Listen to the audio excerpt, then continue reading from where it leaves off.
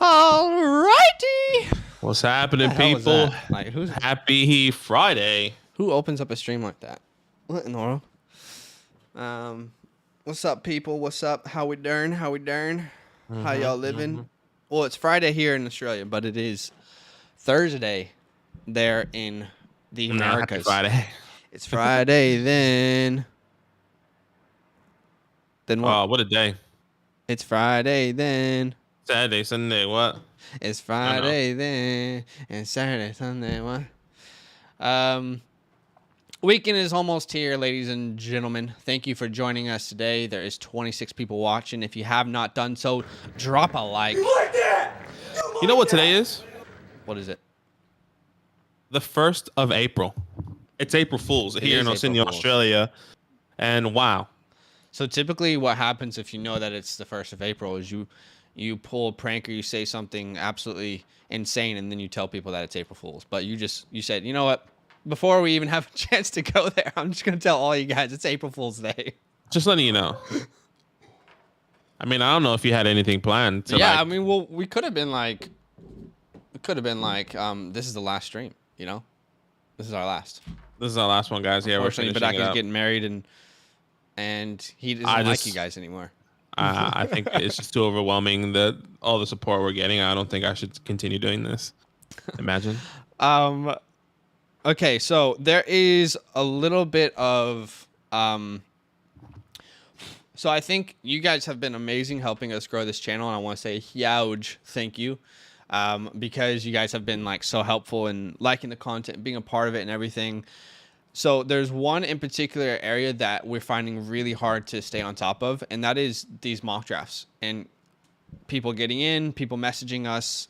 And I think the unfortunate reality is that as we all grow and as we all build this community together, the mock drafts, the spots don't grow. You know what I mean? It's always 12 people or 10 people or whatever it looks like. And, you know, as the community grows, we don't have, 16 draft spots. We don't have 20. Maybe we should do one mock Badaki. That could be fun if we just did like, I don't know, like a 32 person mock just for fun.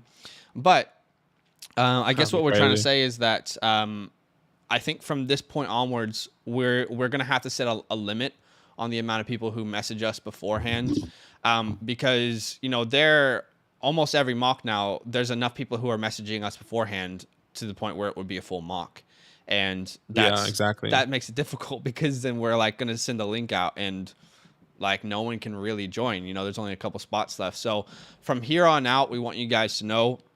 This is just the unfortunate reality of a channel growing, and like we are so grateful. We always keep trying to find the happy medium, but at this point, we are only going to be accepting one person per mock before, okay? And it needs to be someone who has never mocked with us before, someone who truly hasn't had a chance. So just from this point onwards, just so you guys know, I think there was like 2 people we let in today's mock draft beforehand.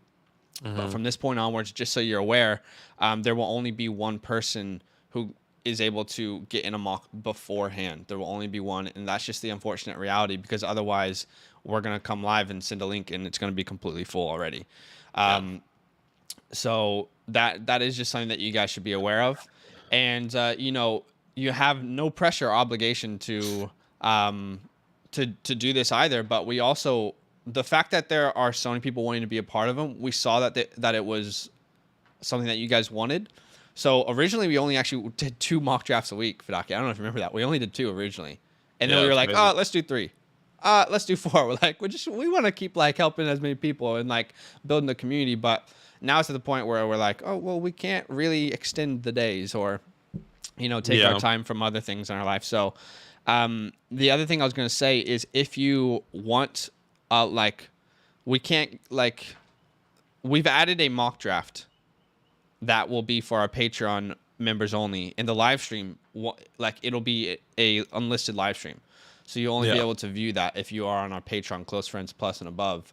That will be Sunday nights at 8 p.m. Eastern Standard Time. So we've actually added another. So we have 5 mock drafts every week. So essentially, if you want to be a part of that 5th one, you just have to be a part of our Patreon. the 4 that we currently do will still be open to the public. The link will still be sent out in that Dynasty mock draft channel. But from here on out, that's kind of how it's gonna look, and we just want to make sure that you guys know. So if we start to deny people beforehand, it's not that we don't want you guys to be a part of it. It's just that there would be no point in us sending the link out, because just there's so many people who trying to get in beforehand. So again, just to recap, we have added a mock draft for Patreon only members, and we kind of see that as a way for us to put value on the people who sign up to our Patreon, to hang out with them, to answer all their questions in the chat. It will still be a live stream like this, but you won't be able to access it on our channel unless you have that link that's been sent through Patreon. So that's on Sunday night. However, we will still have Monday to Thursday night mocks that are completely open to anyone, general public. The link will be sent out. Only one person is going to be able to get in beforehand, and we'll kind of make them the I was going to say like Make-A-Wish kid, but that's terrible. Gosh, what's the better way to say that? The more politically right I way don't to know. say that. Like, we'll have one person that comes in. I don't know. We'll just be like, hey, shout out to this person. They got to get in. This was their first time ever. That kind of vibe. So just want to make sure you guys are aware. I love either way. Appreciate you guys. There's no perfect way to do this. Yeah, it's kind of hard. We're trying to find an even medium for people that support us and people that support us in a financial way, or just support us by watching our videos and subscribing, because everyone can support us in different ways. Yeah. So it's all love either way. Yes. So yeah. What's up, Brandon? He said, you're good boys. Appreciate the heads up. Yes, sir. Always want to be transparent with you guys. Steven says, be good sports guys. If you have been getting in, take a break. If you've been trying, be patient. Appreciate that, Steven. Zach says 102 for the 108, 109 in a 2023 second. Which side? Personally, I would go the 108, 109 in 2023 second. This is a rookie draft that I'm comfortable to move back in. And if that's a startup draft, it's a no-brainer 108, 109 for me. What about you, Badaki? I guess it depends on what you're really trying to do. Depending on if you're really hoping that 102 is going to be Malik, or somehow a wide receiver that you truly need. Because if you're really trying to get that top talent in the top 5, top 4, maybe it's worth it. But I think it's a fairly even trade if you personally take out the 2022 second, in my opinion. But I think it's a win-win. Yeah. I would try the 102, just really depending on your team and what you're doing. I would take the chance on the 102. I just love, like, if this is rookie draft, I'm assuming it's in. I just love the wide receivers I can get there. No, yeah, exactly. And I would rather just take 2 shots, Yeah, 100%. So, I get what you're saying, so I think it's all right. Yeah, but I don't think there's a wrong move depending on your team needs, and if you want to guarantee Malik, if you want to guarantee one of those wide receivers. So yeah, because it's going to be different at the time. At the moment, you can get Chris Olave at the 108. At the moment, you can get whatever you can get at the 109. If Olave falls to Green Bay, that's not going to be the case. That's not going to be the case. True, exactly. That's a good point. That's how I'm thinking about it. So, I would take the chance with the 102. But okay, so just so everyone is aware, I think that league is full, the most recent league. So, if you want to be a part of it, we need to double check. We will need to double check after the live stream. But anyone who is listening to us talk about Patreon, and you either want to be a part of a league with us, you want to be able to access that Patreon only mock draft once per week, that stream, you want to be a part of that stream.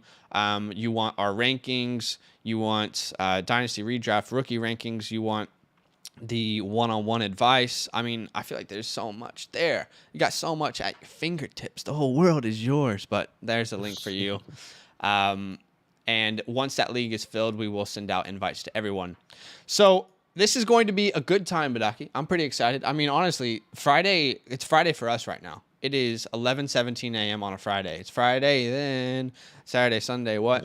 And I'm excited because this is one of my favorite times of the week. We've already recorded all of our content. We got a bunch of content coming out for you guys. It's recorded. It's edited. We've done live streams. And this one, I'm always chill. I ain't got to think about anything. I just do the live stream, and then I finish. I have some food, and then my weekend starts. So this is, for the most part, there's a little admin stuff. Because, we're doing admin. We got a bunch of hats we put on. We got a lot of stuff to do. Yeah, man. It's crazy. But But yeah, so I'm excited for this one. But we are doing a Dynasty startup draft. Now, if people want to join Badaki, how do they do so?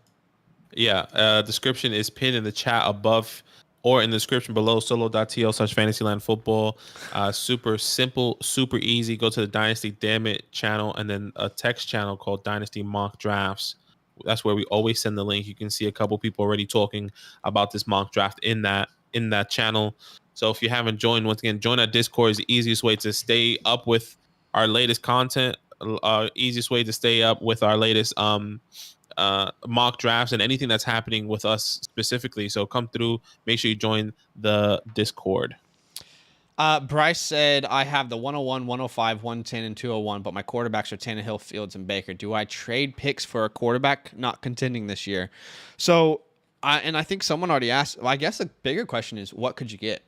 What quarterback could you get for the 101? Yeah. Like, who would be, would you be able to get a Lamar? No, I'm saying in the trade market. Like, would you be able to get a Lamar, a Kyler, what tier? Or are you going to be looking at these tier 2 quarterbacks like Rodgers, like a Wilson, like a Carr? Because I think it depends on what you could get. And Badaki makes a good point.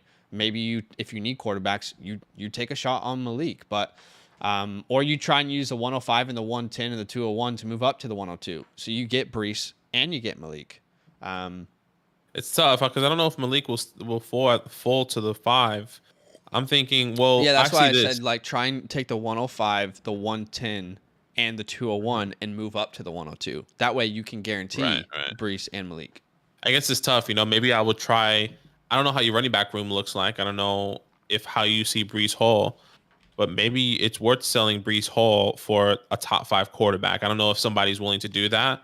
Maybe you have to throw some more. Super high on him right now. Yeah, so maybe you have to throw in some more. But I'm looking at the top 5. A Kyler, a Joe Burrow, a Lamar, even Deshaun Watson, depending on how you feel about him. Those top 5, top 6 quarterbacks, those are the people that I'm targeting with the 101. Like, bro, you need a running back. Find those guys that have a good quarterback, but doesn't have the best running backs, and maybe they're willing to take a chance on Brees over a quarterback. You just never know what can happen. You never know. Sir. Okay, so we are about to send out the link to do this startup that we're doing today. Now, link is pinned in the description, in the comment chat, in the chat box. Jeez, Lord, help me, God, please. And there's a link to our Discord. Join our Discord. That's where the link is going to be sent. There's a text channel called Dynasty Mock Drafts, and that is where we will be sending the link. Now, I'll give you a little life hack. I know from people who get in quickly that apparently the easiest way to get in is to have your desktop open, so not on mobile, but some people still get on mobile. But from what I've heard, the easiest way to get in is to be on your desktop and then have Sleeper open in a different link. And apparently that's the easiest way. I don't know, though. But I know that there's so many people who want to be a part of today's mock that I myself am going to set out for you guys, okay? So I'm going to sit out for today. I've done this before, but again, just we try and do everything so you guys can get as much as a fair shot to get in these as possible. So I'm going to sit out. I'm going to comment on everyone's mock as we go. And yeah, so it'll be good. So join the Discord if you want to be a part of these. And we'll send that link here in a second. Send me for that though. I'm just gonna send the link out now. Here, 3, 2. Here comes once again. Dynasty, damn it, Dynasty mock draft. 3, 2. I'm trying to give you guys some time because I know there's a little bit of delay. 3, 2, 1, and I am sending it right now. It's sent. There it is. There it goes. This is gonna fill up pretty quickly. It's like Cyber Monday shopping. And we're pretty much full already. Sheesh. We are full, ladies and gentlemen. All right, so we are full. The unfortunate reality is there will be people who miss out on the mocks. There's just nothing that we can do about that. But shout out to everyone who got in. I don't think we've mocked with Yup before. Or is that Europe? Europe. Sorry, Europe. You heard? I don't think we've mocked with Hunter, Speedy, Adam. I think Apple Pie maybe changed his name. Bloke. So, hey, there's a lot of new people who were able to get in. That's amazing. Okay, so this is a Dynasty SuperFlex startup draft. We are not doing Titan Premium. We will start to add one next week. Okay. Where we do Titan Premium, but this is non-Titan Premium. You have it's a super flex format. Okay, so you got one quarterback, two running backs, two wide receivers, a tight end, two flexes, and a super flex. There will be 60 seconds on the clock. Then we will change it to 30 seconds soon, around round 8 or so. So let's do this thing. Let's do this bad boy. We'll do this bad boy. Drew, I think I know what you're trying to do. I think that only works on Twitch. I don't think that works on YouTube. I could be wrong, but if you need the description or the link to the Discord, I'll put it in the chat here. Here's all the links to everything that you need, guys. Okay, every single thing: our Patreon, our Discord, our YouTubes. Anything you need is right here in this link. So go there. I just put it in the chat. Apparently, you can add commands on Streamlabs for YouTube. Someone said. Oh, really? I didn't know that. Okay, so a lot has happened because I turned this little sound off where it makes that noise when you draft the quarterback. Wow.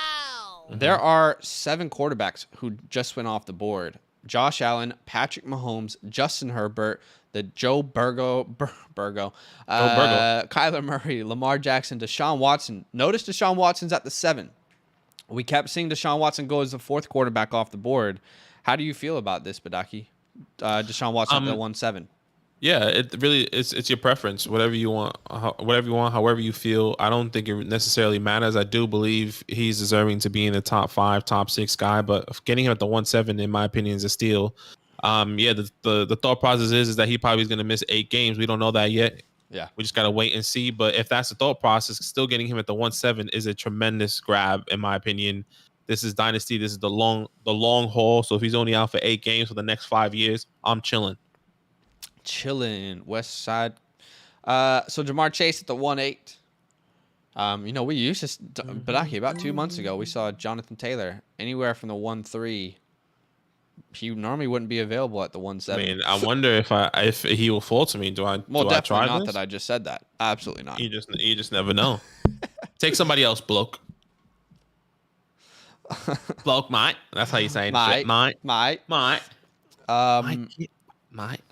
By the way, 49 people watching. Really appreciate you guys. 35 likes. If you haven't dropped a like yet, it would mean a lot to us if you could do so. Yeah, that's interesting that we can probably end. Wow. What happened? Trey Lance. Okay, so Jonathan Taylor's there at the 1-11. I'm gonna try it. I mean, if this, this is what not. What do you mean again? That feels like a fantastic pick right there. No, for sure. You're definitely not gonna get. Well, I don't want to say anything, but. Well, I'm gonna do a different strat now. I mean, usually I go switch the strategy. I usually go quarterback here. Maybe I'll go running back, wide receiver, or running back. Who knows? Maybe running back, tight end. So the top 7 get their quarterbacks. The 1-8, the 1-9 go Chase, Jefferson. Then we see Lance. Bloke said, "Look, I see the quarterbacks on the board. I don't know what quarterback's gonna come back to me, so I'm gonna go ahead and smash Trey Lance. Wait, sorry. I'm gonna pick Trey Lance and see what weapon comes back to me." Oh my gosh. What a time to be alive here. Stephen Day says JT plus Russ would be a nice start. Let's see what Ryan does here. Let's see what Ryan is up to. What is Ryan up to here at the 1-12? There goes Russell Wilson. You see what happens when Russell Wilson. I'm gonna try a strat here. I think no matter what, I'm gonna get a good person right here. And I'm okay with that. Andrew, you're not wrong. He said you sus tonight. Honestly, you're not wrong, man. So I actually want to say something, and this isn't controversial at all. This is more of a statement to help every single one of you in the chat right now. If you have any plans at all to see the movie Morbius, change your plans. If there's another movie, maybe you already bought the tickets. What is a movie that you could see already? Get your money back and say, actually, can you just give me in-store credit to go see this movie? I already saw The Batman, but I'll see it again. Morbius is easily the worst superhero movie I have seen probably ever. This makes Thor Dark World look like an absolute masterpiece. Do not waste your time on Morbius this weekend if you planned on watching it. It doesn't make sense. There's the setup is like 5 minutes, and then they're like, okay, you guys like these people now? It's like, no, I don't even know these people. Why do I care about them? And then they go straight into the problem. It's like, no, it's like, this is the problem. Let's fix it. And then nothing makes sense along the way. Things happen, and literally every other scene, my face is like this. I'm like, and I'm looking at my wife because we're sitting next to each other watching it, and we're like, what the fuck? What the fuck just happened? Like literally every 5 minutes. So if anything, I want to save you some time. Do not see Morbius. Literally, the way I described it was, imagine a dog taking a big steaming poop, okay? And then a horse coming over and taking a big steaming poop on top of that. Then you have Morbius. The biggest waste of time I think I've ever spent in my life. So just want to get that rant off my chest. Hopefully save anyone who was maybe going to see it. Don't. It's not worth it. So Javonte Williams off the board at the 2-1, then Dak Prescott, Kyle Pitts, and DeAndre Swift. So I thought you were going to switch it up a little bit more, Badaki. And I don't think if you know this, but you are muted. This is a classic Badaki here. Just classic. I was trying to tell Blaze to be quiet earlier. I guess I must have been muted the whole time. I was going to switch it up. I was going to do running back, but if this is an actual opportunity, like if this is something that actually happens, I think this would be a more realistic route. Sure. I would go Jonathan Taylor and a quarterback. Feels like a great start. Yeah, over like Jonathan Taylor and a Javonte or Swift or Najee. In my see Najee, because I had Najee available there, so I'm happy to try to lock in at least one quarterback and see how that works for me. Yep. So Kyle Pitts at the 2-3. This is not tight end premium. I am never going to say that's the wrong pick. Pitts is one of the most difficult players to trade for, and the tight end position, if you're going to spend on a tight end anywhere in the first 3 rounds, I think you should do Pitts in the second. Just because that locks up that position for like a whole decade. You guys know how much I love Pitts. Then we have Swift, Najee off the board, then CeeDee Lamb and A.J. Brown. I'll tell you what, if I can start my draft Lamar Jackson and A.J. Brown, my God, I feel fantastic about that. Yeah, that's not bad at all. Just addressing the chat, I think this is funny. Everyone talking about you getting heated. Yes. Andrew, Moon Knight is... Moon Knight. I haven't seen it yet. I think it's fantastic. I love the show. The first episode, the pilot. I think it's really good. I think it's gonna be a really good show. That's all I have to say. If you haven't watched it, watch it. I haven't seen it, but I'm gonna watch it soon. Today, probably. Yeah. I haven't watched Halo, by the way. Halo. Yeah, I've not watched Halo either, but I didn't really like. I don't like Halo in general. I grew up on Call of Duty. I didn't grow up on Halo. I mean, I grew up on Call of Duty too, but. Yeah. I still want to watch the show. I haven't watched it yet, though. By the way, if there's a Tom Callahan in the stream, thank you for signing up to Patreon. We are going to message you after the stream. Really appreciate that. So then we see Jalen Waddle at the 2-8. Hunter starts. Joe Burrow, Matthew Stafford. I love it. I think that's crazy. That's a great start as well. Lock up those quarterbacks. I'm not going to say anything, but something is surprising me. I won't say anything. I'm not going to influence the draft at all. I'll keep my hand off it. You're influencing it by just doing that, man. Bro, every move you make, you're influencing something. Okay, let's turn this into an inspirational speech. I'm an influencer. Okay, every move you make today, you're influencing something. You decide to go get McDonald's, you're influencing. I don't know. What am I trying to say? See? Good try. Yeah, Brees Hall, I'm not a motivational speaker. I think that's crazy. I mean, I think this is probably the absolute highest we've seen Brees Hall go. This is over. Yeah. This is the absolute highest at the 211. If I'm not mistaken, he went there 2 days ago when we did the mock, but it's the same place. So it is technically still the highest place we've seen him go. Yeah. That's crazy. It's very interesting. That's the expectation of him just landing in a place where he can get a workload immediately, I feel.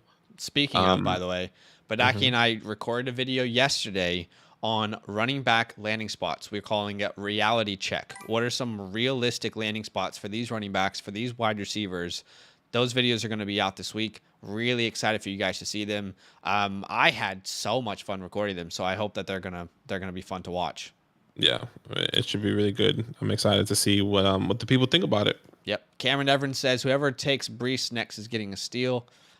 Stephen Day says, how do you tier those quarterbacks taken in the first 2 rounds? I'm honestly surprised. I don't want to say anything just yet. But I would No, for say sure. There's somebody out there, I think. for me, Josh Allen, Patrick Mahomes are in their own tier. Maybe Kyler's in there as well, and then really between Herbert, Burrow, Kyler, Lamar, Watson, they're all in their own tier as well. Um, I personally would place Lance, Wilson, Dak, someone else who's on the board, as well as Mm, Stafford in a certain mm. tier. So I think it was DK and hey, T Higgins. Yeah. starting DKT Higgins, Josh Allen, that's a pretty damn good start, isn't it? Yeah, that's not bad. Um, Kyle said, would you trade away Gibson if you got Etienne and the 104 back? That's very interesting. We do have an Antonio Gibson video coming out. Honestly, if I was you, I probably would. I'm not Um, ready to give up, and I probably would, but the problem is that I'm not a massive Etienne believer. That's my problem. If that's anyone else, it can be Elijah Mitchell, Cam Akers. It can be oh, maybe these guys are too I high. thought it Maybe was that's like just the 104. But if you're getting ETN and the 104, that feels like a no-brainer. yeah. Except, yeah. And I think I would do that. The thing is, I'm still hesitant because I don't know how. I'm not a massive ETN believer. Mm. It's tough, but I am willing to take that risk on with ETN in the 104. I mean, Gibson for the 104 is almost like you could discuss It's that. even So the fact priced. that you get Yeah. ETN and the 104, I love Mm-hmm. ETN. I definitely believe in him. Adam Walker said, "How do we value tight ends in a tight end premium startup?" I think the first thing that you need to know is what is that premium? Is that Yeah. premium 0.25 points? Is it half a point? Is it a full point? Because that changes everything. If you're getting a full Absolutely. point premium, then Pitt's probably a first round pick. Mm-hmm. Pretty high in the first round too. So it really depends on what the premium is. We're going to be doing a tight end premium draft here soon. So excited to do that for you guys. So we see There goes. Debo, Eckler, Mixon, Tyreek, Mark Andrews, and Justin Fields falls to the 3-7. Yeah. I am I very wonder. curious why he I fell that far. wonder. I wonder if this is a thought process for people. Like maybe I'm just high on Justin Fields. I would take him comfortably at the 2-2 or the 2-3, and a lot of people wouldn't. Because I feel like the community leans more on Trey Lance over Justin Fields, where lean towards Justin Fields side more, where I would be happy to take Justin Fields the 112, the 2-1, the 2-2, and onwards. Look how high Trey Lance just went. I'm very much on the Trey Lance over Fields narrative, so I'm there. But I do think that Justin Fields from like the 2-5, the 2-4 onwards feels like a pick that I would make. So I am quite surprised. I don't think we've ever seen Fields fall that far. So that's quite interesting. I mean, I guess for me, I just think about you and I believe in Fields, so I feel like he has way more longevity in Dynasty than Tyreek, Eckler, Mixon, some of the other players that went off the board. So it's interesting.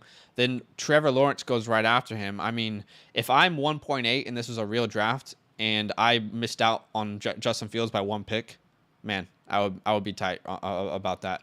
Jalen Hurts and then CMC at the 310. And you're on the clock here, Badaki. You picked Tua Tagovailoa.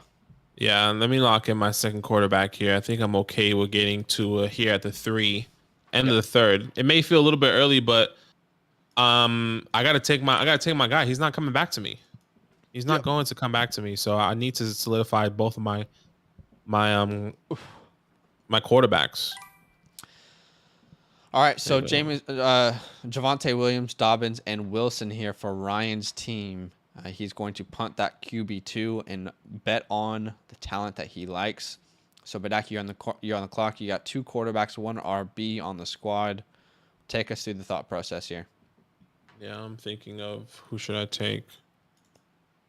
I mean, it happens every time. If it just feels comfortable, I feel this is the next guy. Technically, there's one more guy above him in my rankings, but I never like to take him. I took him last time. And people still get upset that I take him, but I'm just gonna take. Actually, that's a lie. Don't That's a lie. not do something if you want That's to a do lie. it. I'm taking Chris Godwin Okay, I like because that. that is who is technically a lot higher. Chris Godwin. I love Chris Godwin. Another year or 2, 3, whoever knows how long with Tom Brady. Jeez. He may, Who knows? yeah, we don't know, but he was wide receiver 6 before he got hurt. He was on pace to hopefully finish even higher. I don't know. I don't have the sound on the top of my head, but I see him just continuing to continue that the rest of his career. Quote Nation said Fields over Lance. Lance has a way better situation. He definitely does. 100%. But what have we learned this offseason?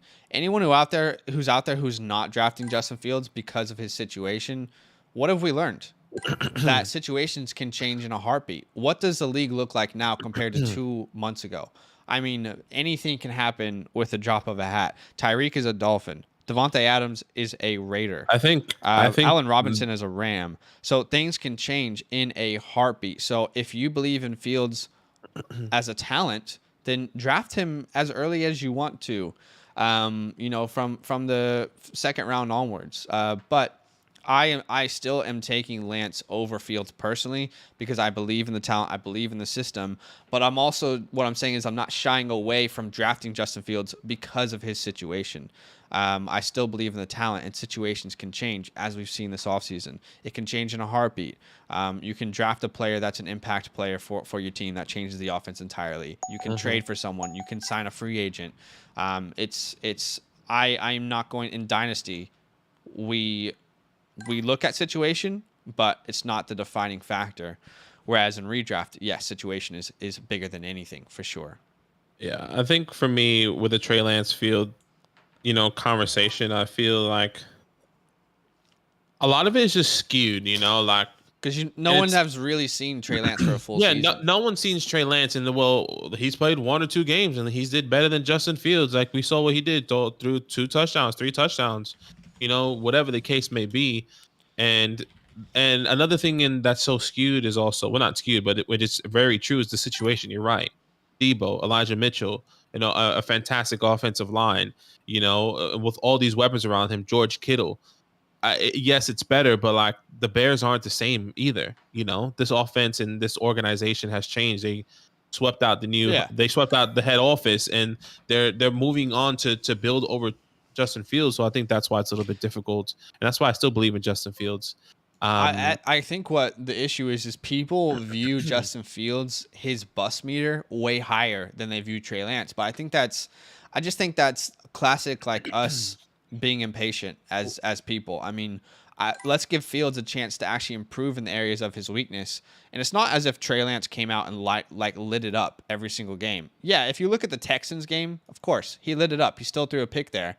But he has some things that he needs to improve on as well. I think you would have seen even more that he needed to improve on if he played the entire season. So I think Fields is at a disadvantage for sure. I prefer Trey Lance. I absolutely prefer Trey Lance because of the situation, because of the coaching staff around him. But I'm not devaluing Justin Fields personally. I mean, go watch the Arizona game if you want to see what Trey Lance needs to improve on. Watch the Arizona, watch the Seattle game, because there's still quite a few things that he can improve on. Even though he looks like a fantastic quarterback, and I am more than happy to take him in the first round personally, but I'm also not devaluing Justin Fields. All right, so Malik goes at the 4 or 5. Then we got a run of wide receivers with DJ, Elijah, Deontay, Terry, Kelsey off the board, then Adams, Jamison Williams. That's pretty high for JMO, but I guess if you believe in him, you're going to have to reach a little bit. Aaron Rodgers at the 5-1, and then Diggs at the 5-2. Badaki, Malik at the 4-5. Let's talk about that first. Is that comfortable for you? Do you feel like that's a reach? Where do you sit on that? There's definitely some quarterbacks I would have taken over him. I still see at least 1 or 2, 3 quarterbacks I would have taken over Malik. Maybe it changes once we know the landing spot. Yeah. But right now, it's okay. I mean, at this moment, we have to say that's what I can say. I see 3 quarterbacks I would have taken over him. 4, obviously Aaron Rodgers was off the board. So we got to wait and see where he goes, but that can definitely change once we know that landing spot for sure. Yeah, for sure. We have somebody on Twitch here, Jar Jars. Oh, what's happening, man?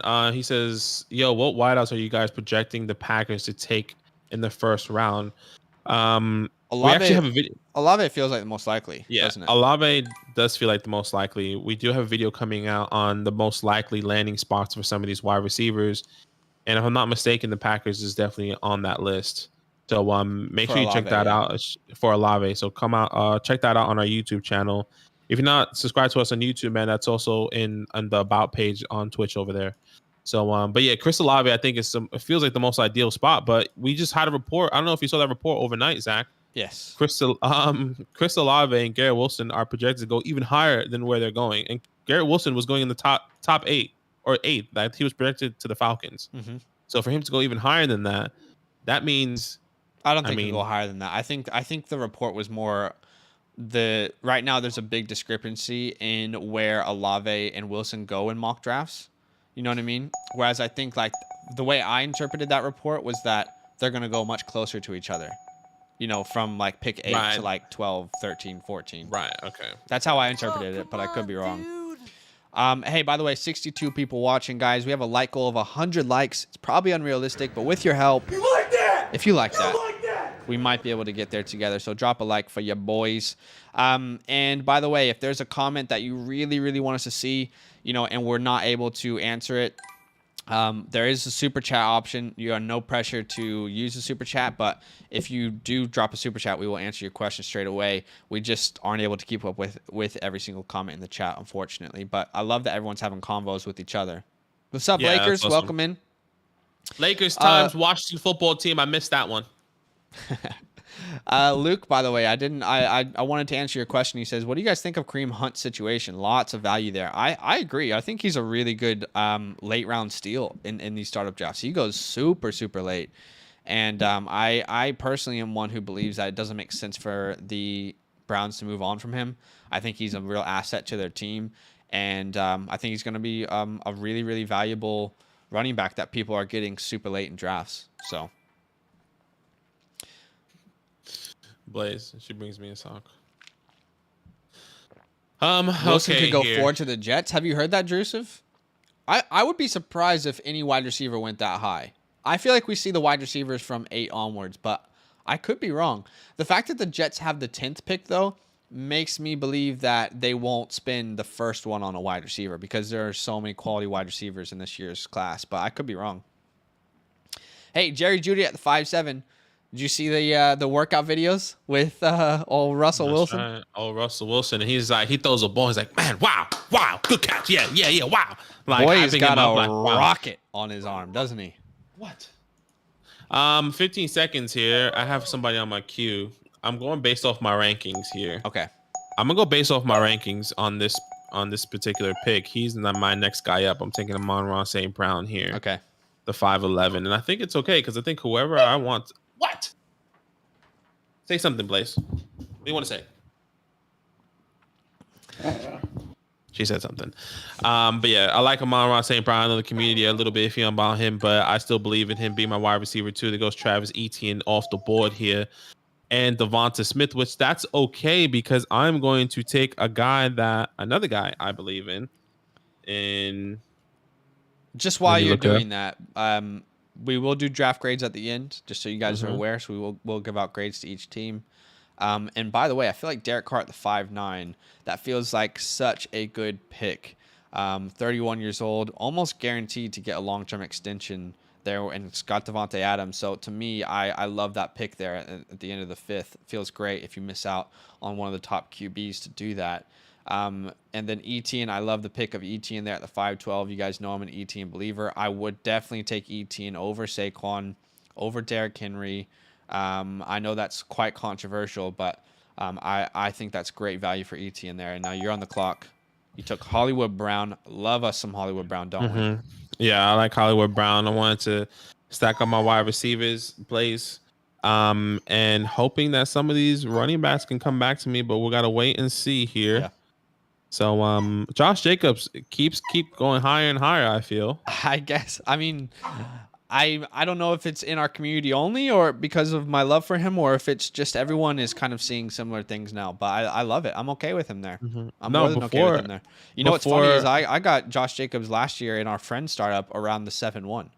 No one wanted Josh Jacobs, and I did not understand No one wanted him, and he's always been that good value guy, and this is what I was saying about in that video we watched. It's like I think the community is gonna start to see him really, really high, and I could see him going as high as in the 4th round. I mean, he just went 5'4". I can see him going late fourth as we continue I getting guess it closer and closer to the season potentially. But I don't know if that's too early or whatever the case may be. But it just really depends on your I draft. guess it depends on how people value. It's hard to say. You know, your drafts aren't going to be exactly like what the community drafts are going to be because there's a lot of people who you don't know exactly what they're going to do. But I will Mm-hmm. never forget that turn, Badaki, in our friends league that we did last year, where I got T Higgins at the 6-12 and I got Josh Jacobs at the 7-1. That just felt like absolute highway robbery for me. And then I came back at the 8-12 and the 9-1. I took Elijah Moore and Rondell Moore. Yeah, and I took Michael Pittman. I love that turn I I had remember there when that I one. drafted from the one. I remember I wanted Elijah Moore there, and then I took Michael Pittman. So I was like, Yeah. it's okay. TJ Hawk at the 6-4. It feels like pretty good value there. Cameron said, do you guys think Jets adding top wide receiver to draft or a star wide receiver to that team affects how you draft Elijah?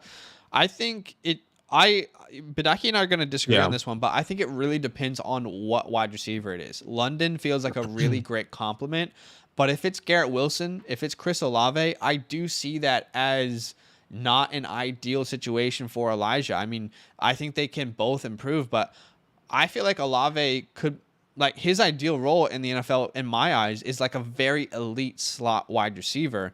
So that's also kind of how I view Elijah Moore. So it depends on which wide receiver comes in, because for me, it definitely will impact that. I still love Elijah Moore, but if Olave's there, if Wilson's there, if Jameson Williams is there, like, I do think it impacts his value. For me, I do agree with Zach in the first part where if they, depending on the wide receiver, so if it's a Drake London, a bigger, taller guy that can go in and contest the catch, I see that. But for me, if they were to get a Garrett Wilson or Chris Olave, what's so interesting and what's great about those players is that they can go anywhere on the field. Yep. Where Elijah Moore can go anywhere on the field as well, but he was primarily in the slot, just like Chris Olave. I know Chris Olave, Zach was saying. Yeah. But I think Chris Olave and Garrett Wilson have more experience playing anywhere, especially on the outside and on the inside. So why not put a Chris Olave and a Garrett Wilson on the outside? I think they both kind of help each other. No matter what, whether it's Drake London, Chris Olave, Garrett Wilson going to the Jets, I think it still helps Elijah Moore and it opens up the field regardless. That's my opinion. Maybe it does hurt him 2 or 3 spots. I mean, where'd he go here? Can I not find him? He went at the 4.7. Maybe you can get him at the 4.9. Maybe you get him at the 4.11. It's not, I think he still goes in the same round, maybe a couple spots later. I don't think it affects him where he's dropping round after round after round. In my opinion. The struggle for me here is, like, why is Elijah Moore more valuable than Jerry Jeudy at that point? Why would I draft Elijah Moore over Jerry Jeudy, who has Russell Wilson, who has maybe the same amount of competition in that wide receiver room at that point? That's where I'm struggling with. Like, for me, now, I view Elijah Moore as, like, locked in for 140 targets if he stays healthy. You know what I'm saying? So, like, for me, he would potentially drop a tier if competition like Olave, like Wilson, the same kind of player pops in there. So we're not going to really know our takes until we know the landing spots. Yeah. And then people are saying they want to take Tyreek. I know that I'm seeing that in the chat. They want to take Tyreek Hill, and Tyreek Hill is a guy that can stretch the fields. The guy that can give him that long ball length that Zach Wilson can throw.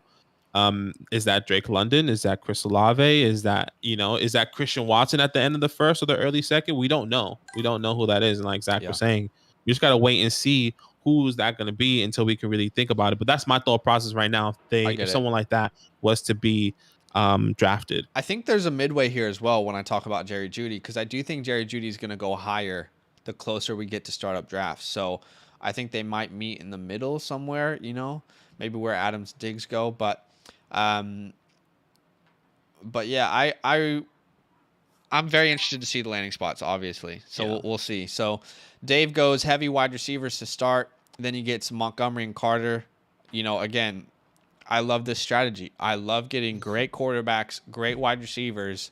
And then really from the 6th round onwards, let's see what running backs are on the board. I personally am not someone who likes to spend like a real high pick on a running back just because of the longevity of them in the league. So I really like this strategy. That's typically the strategy you will see me use in startup drafts. yeah, it's not uncommon for me to be in the 6th round and not have a running back on my squad yet. So I'm definitely comfortable with that. Well, this is my team currently. I only have Jonathan Taylor. Luke Battinson So says, "Does Trey Sermon suck?" Does he? I mean, I don't think we'll ever really understand the Trey Sermon situation. we Will we? we were never really high on Trey Sermon. I mean, exactly what we says. We were a lot higher on Elijah Mitchell, and we knew that he wasn't going to be a crazy. He didn't have a crazy opportunity. At least that was the thought process. And then he gets the opportunity, and he becomes. I mean, he's going in the 6th round now. Trey Sermon is going undrafted. Yeah. So Yeah, it's a hard situation, isn't it? Because we Mhm. didn't really love Trey Sermon's film, but then they drafted him in the 3rd round.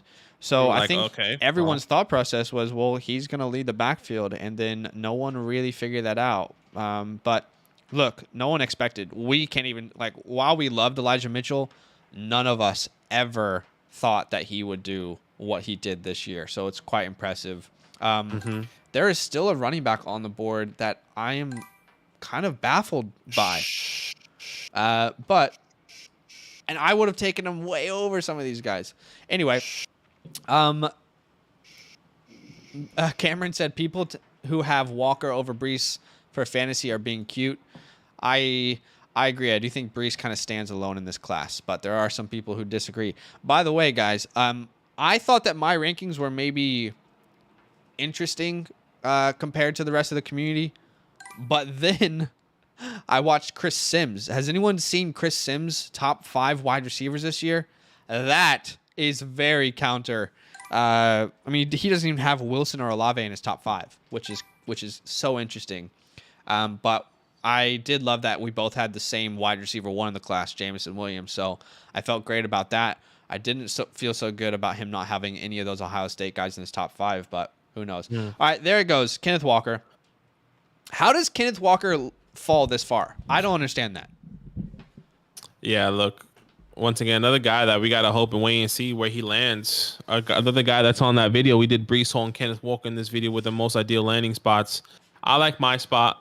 I do see him. He probably will go a lot higher than this. No doubt about it. He will go a lot higher than this. Yeah. Just got to wait and see where he goes. We haven't put rookies into our regular rankings just yet. We'll do that after landing spots, but I would definitely take Walker over Carter, over Dalvin at this point. Get the get. Hey, what's up, Luke? Thank you for the sub, Luke. I think that's fantastic value for Walker there at the 7-6. Yeah. Drake London off the board. Must touchdown in London town. #1 champion sound. Yeah, Fortnite, we're about to get down. Must drop down in London town. Aaron Jones at the 7-9. Blackie, I like your start here. Yeah, I'm really hoping Bloke's not gonna take the guy that I want here. You know I'm not as big on St. Brown, but I like this start. No, it's okay. Thanks, man. I appreciate you. I was hoping really to get Michael Pittman or Jerry Jeudy. Wasn't expecting Jerry Jeudy and Michael Pittman to go that high, but Yeah. who knows? But this makes my decision a lot easier. I'm gonna get my running back 2 here. A guy that's just signed a 3-year contract extension with nobody else to compete with, and that's Leonard Fournette, at least at the moment. Why not get Lenny, a 3-year guy who's playing with Tom Brady? If Tom Brady is still there, best believe he's going to be getting the ball in the backfield. So I think this is a great start for me. Yep. So, all right, Tom Brady goes way higher than he was going 2 days ago. I think 2 days ago I got him in the 12th round. And this is probably more realistic, to be honest. This is probably the more realistic spot for him in startups this year. Would you agree? Yeah, this is realistic. I think this is okay. Ryan, Russell Wilson, and Tom Brady. I'm assuming I would like to see the quarterback you get in the late rounds. I'm gonna switch it up here. Actually, I might go a tight end, and I would think I will. I've never done this. Well, I usually do this, but I usually tend to just forget. I'm going Darren Waller here. I think he's okay there at the 8-2 for sure. I don't think he's gonna come back. He would have came back to me, and there's only 1, 2, 3, 4 teams with the tight end. Yeah. So Dave said, why aren't you as high on St. Brown? I think for me, like Badaki, you are very bullish on Brown. I think you have him in like your tier 3, like top 18 guys. Is that right? Yes, I do. So I love him. He's a tier 4 guy for me. He's more like he's my wide receiver 22. So I still love St. Brown. For me, the issue is that the production we saw was perfectly set up for St. Brown. I think he's a fantastic talent, but for me, he won me a championship last year as well. But everything was set up for him to really do well. There was no DeAndre Swift taking any targets away. There was no TJ Hawkinson taking any targets away. Who was the other wide receivers there? Tyrell Williams was out for the entire, he wasn't there at all. So now bring in Swift, you bring in Chark, TJ Hawkinson is back. And maybe they draft another wide receiver. That wouldn't surprise me either. So I still love St. Brown as a talent, but I just have other people over him. Like I am still going to take Devonta Smith over him. And it's probably not a very popular opinion, but Hollywood Brown. I know you got Hollywood Brown anyway, but I would take Hollywood Brown over St. Brown. I think I'm just not as like solidified on him over the other people on the board. I don't see him and I'm like, bang, that's like an easy. I'll draft him straight away, no questions asked. I will still 100% look at the board and see who's available and based off of my tiering system, go from there. So, yeah, and it's not even Chark. I'm not even worried about Chark. Like I said, TJ Hawkinson, DeAndre Swift, those are the two people you really need to worry about. But Chark's on a 1-year deal. Let's not, are we all assuming that that's the final wide receiver core? They're not going to draft a wide receiver? Because I think they're very much going to draft a wide receiver. I could be wrong, but I don't think this is the final wide receiver room. I think the thought process is that they will draft the wide receiver, and that will help Amon-Ra. With the mouths to feed there is a lot. I don't know, man. You had 3 or 4 people who need to get targets. I think he's going to be really good. Like I said, he's my wide receiver 22, but I'm not like sold on him as like a 15 to 20 point per game guy each week. I think it's going to be a little bit more consistent than a lot of people are believing. So, yeah, just gotta wait and see what happens. We'll see. We'll definitely see. We have somebody on Twitch there, Bucks. I have the 101, the 102, and the 103 in my dynasty leagues. I'm picking Hall and Walker, but can't decide what wide receiver to take. I just wait and see where they get drafted. Yeah, I mean, I personally wouldn't take Walker at the 102, 103. I guess it also depends on where he goes. Maybe if he lands in an intriguing spot, maybe there's a conversation, but I'm not taking him that high. I think Breece Hall is definitely a guy. People that we always talk about is Garrett Wilson, Malik Willis, Chris Olave. Just all depends on where these guys land maybe this is their a teams. non-superflex league. Maybe 100%. Maybe it's not. So if you're out there, let us know if it is a super flex league or if it's not, and we can kind of talk about it. Yeah. Juju Smith, Rashad Bateman, Brandon Ayuk, Zeke Spiller, AJ Dillon, Christian Watson at the 8-9. Interesting. And then Clyde Edwards-Helaire. Wow, that's pretty early for Clyde. I believe in Clyde, baby. I mean, that's I'm scared. I gotta go out and say that is not the right pick there. And again, it's just my opinion, but I mean, I was already extremely hesitant on Clyde when he was being outplayed by Jerick McKinnon in the playoffs. But now they bring in Ronald Jones. I wouldn't be surprised if they bring in another running back in the draft. But there are a lot of running backs I'm taking over Clyde still on the board. I'm always I just want to bring my thought on that, but I think that's too high personally. Yeah. I definitely do believe it's too high. There are some people I definitely would have taken, but I am a Clyde. I still have a place in my heart for Clyde. I want to believe that something special can happen over there. And maybe I'm setting myself up for failure, for heartbreak. Classic. But honestly, please just give him the opportunity. By the way, Kyle commented and he said, as a lifelong fan, the head coach wanting to make Amon-Ra a focal point is exactly a Lions kind of move. I really want the Lions to do well. I want the Lions to be like the surprise team. And they're on HBO, by the way. I mean, they'll be on Hard Knocks. I really want to see. That's going to be a fun Hard Knocks to watch, isn't it? I definitely will. Look, I wasn't excited with this past Hard Knocks with the Cowboys. And I think maybe because I just threw up in my mouth when I saw it was the Cowboys. But yeah, I don't know. I don't know what. I found it interesting. But yeah, I do think that Hard Knocks the last year has kind of lost some sort of it factor. when I'm watching it. Like I'm watching, I'm like, oh, that's cool. This is super interesting. But I remember when I first saw Hard Knocks and I was like 11 years old or something. I was like, oh my god, this is like one of the coolest things I've ever seen. And maybe that's just classic like us first world problems where we're complaining about getting an inside look at like $1 billion company. You know what I mean? Yeah, it's interesting, but I definitely I want to watch it and see what happens. I saw a tweet that Jared Goff has been in Hard Knocks for 3 years now, not 3 years straight. Mm, It was, I think it was twice in LA, and then in Detroit now. I yeah. saw a tweet about it and I was like, that's interesting. Um, can we talk about Carson Wentz at the 9-3? Is that too We high? we definitely can. I mean, look, he only has one quarterback. Yeah. Who else is there available for him to take? I mean, it is too early, I in just my feel like opinion. But you you could probably could have maybe still you gotten could him. punt that quarterback position and address it at the 10 and the 11 maybe and still probably have some decent options on the board. I can definitely see what your I thought can definitely process see the is, need for but I see quarterback like for maybe sure. he was trying to get out the way now, Yeah. because there are a couple teams that maybe have a rookie quarterback that maybe they want to get another guy or whatever the case may be. James Conner there at the nine MCDC. seven. Hey, who watches Pat McAfee? Oh my God, I love Pat McAfee. Sorry, yeah, James Carter at the 9-7. That feels like a huge steal.